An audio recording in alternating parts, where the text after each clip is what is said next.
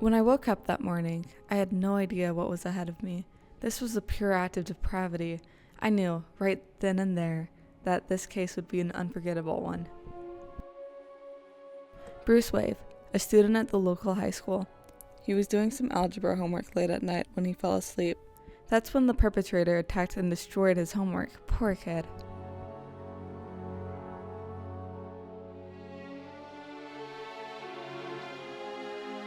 The paw prints were relatively average in size. They could have belonged to either cat or dog, but beyond that, I had nothing. I would need to find another lead if I wanted to solve this case. Wait a minute, could it be? I missed a piece of evidence. A leaf had been found at the crime scene. Not just any leaf, but a rare one, only found at one location in this town, Crime Park. It wasn't much, but it was the only thing I had to follow.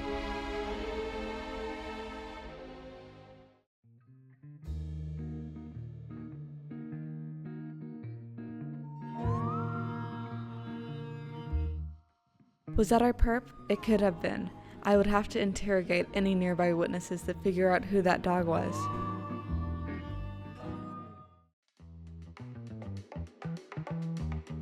The dog I saw earlier was a pug by the name of N, last name Osent. She comes by the park often, if my witness Jenna here is to be trusted. She says N is a good dog that would never do such an unforgivable crime, but we'll see how much weight that claim holds.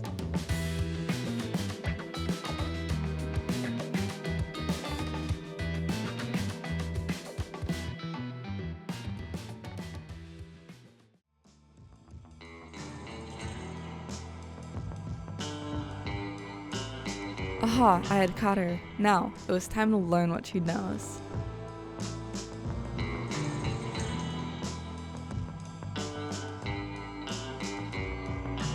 N had an alibi, and a pretty strong one at that. She wasn't our perp.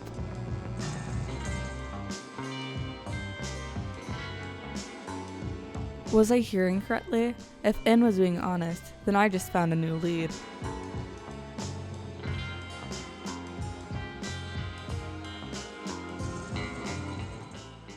Eve Ull, a cat of unknown origin, has a history of stealing pencils and paper clips. No major charges at this level, but according to N, he left his weekly club meeting early on the night of the crime.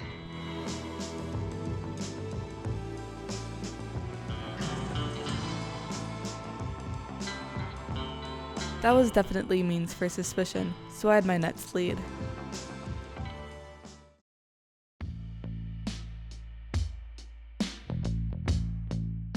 Trailing Eve had proven quite difficult. He was a hard one to track.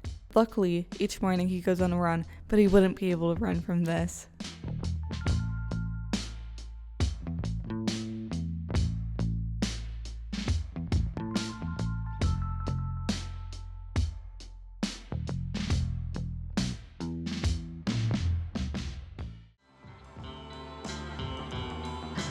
As his alibi goes, Eve was helping his grandfather, Liar, bark at some squirrels on the night of the homework eating. I would have to bring his grandfather in for questioning, but it seemed like Eve was hard cleared. I would have to let him go home and start again with a new lead. This was harder than anticipated. Lie's story completely matches Eve's. Everything lines up. Everything but one detail. Eve had claimed that when he left his club meeting, he went straight to help his grandfather, but Lie said they didn't meet up until around 2 a.m., 4 hours after Eve left. Beyond that, when I brought him in earlier, he had paper stuck to his hands. How could I be so foolish to let him go? I had to bring him in now, before he had the chance to destroy more homework, and in turn, lives.